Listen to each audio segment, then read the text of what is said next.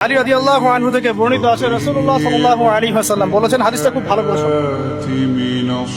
রাসূলুল্লাহ সাল্লাল্লাহু আলাইহি ওয়াসাল্লাম বলেছেন, যখন আমার উম্মত এই 15টা পাপে লিপ্ত হবে, এই 15টা পাপে লিপ্ত হবে, তখন তাদের উপর আল্লাহর পক্ষ থেকে আযাব এবং গজব আসতে শুরু করবে। হাদিস আসলে অনেক আছে, কিন্তু সবগুলো বলার সময় থাকবে না। আমি মূল কয়েকটা বলছি, এগুলোর মধ্যে সব পড়ে যাবে ইনশাআল্লাহ।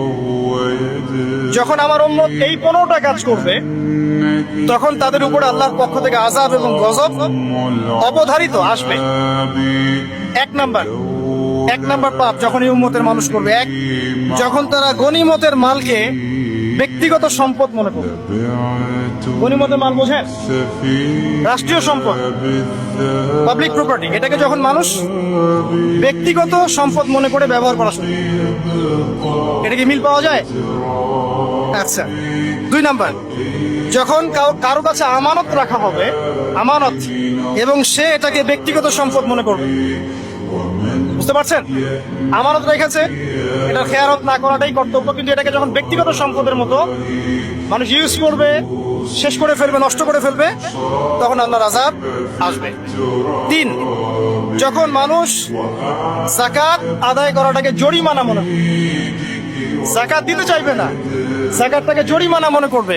কি সমস্যা, কি বার্ডেন, যাকাত আবার দেওয়া লাগে কেন? আমরা তো ট্যাক্স দেই। যাকাতকে মানুষ জরিমানা মনে করবে।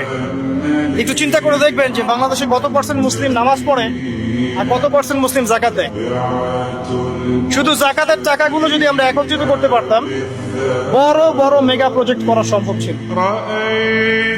অনেক বড় বড় প্রজেক্ট করা সম্ভব ছিল অনলি যাকাতের টাকা দিয়ে। আর যাকাতের টাকা 1 বছরে শেষ হয়ে যায়, পরের বছর আবার ঘুরে আসবে। ঠিক আছে, ইসলামিক ইকোনমিক্স এর বেসই হলো যাকাত। এটা নিয়ে আমরা ইনশাআল্লাহ আরেকদিন কথা বলবো। 4 নাম্বার, যখন স্বামী, সমাজের স্বামী যারা আছে, এরা স্ত্রীদের আঁচল ধরে থাকবে। বুঝতে পারছেন? স্বামী স্ত্রীর আঁচল ধরে থাকবে, মানে স্ত্রীর অনুগত, স্ত্রী যা বলবে তাই। আচ্ছা, গায়রত নাই, মানে স্বামী পুরুষত্বের গায়রত নাই। 5 নাম্বার, যখন সন্তান মায়ের অবাধ্য হয়ে স্ত্রীর খেদমত করা শুরু, যখন সন্তান মাকে দেখবে না, স্ত্রীকে দেখবে। পাচ্ছেন মিল সমাজে? আচ্ছা। 6 নাম্বার, যখন বাবার পরিবর্তে, পিতা বাবার পরিবর্তে মানুষ বন্ধুদেরকে সম্মান করা শুরু, বাবাকে সম্মান করবে না, ফ্রেন্ড সার্কেলকে সম্মান। সুবহানাল্লাহ। এরপরে আসেন 7, যখন, আমার কথা রাগ করেন না, এটা হাদিসে আছে, যখন সমাজের নিকৃষ্ট মানুষদেরকে নেতৃত্ব দেওয়া হবে।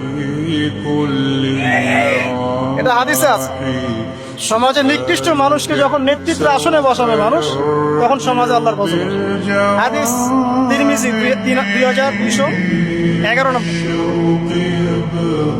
এরপরে 8, নবী সাল্লাল্লাহু আলাইহি ওয়াসাল্লাম বলছেন, যখন কোনো ব্যক্তিকে সম্মান করা হবে তার টর্চার থেকে বাঁচার জন্য।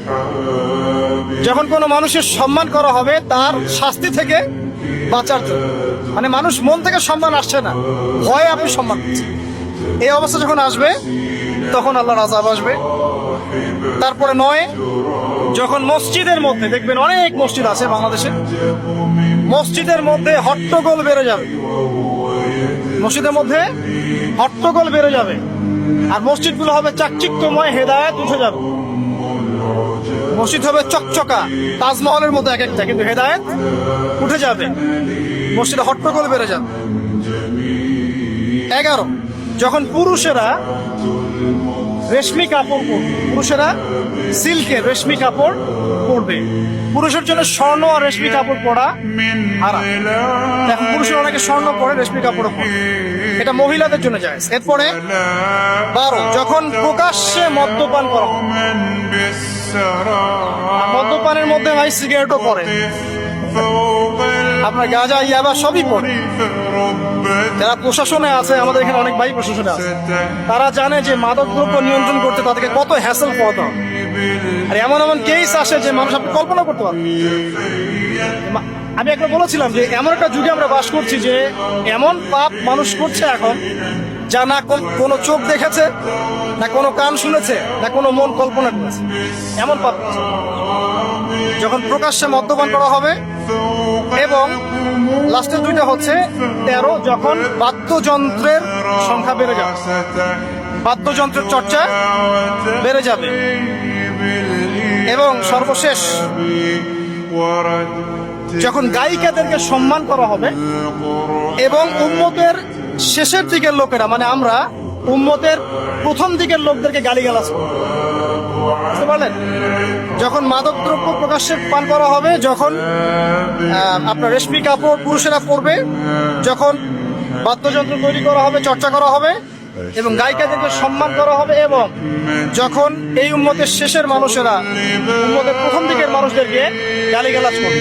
সাহাবীরা কি জানতো? আয়েশা রাদিয়াল্লাহু আনহা চরিত্র অমুক ছিল, এই ছিল, সেই ছিল, ইত্যাদি।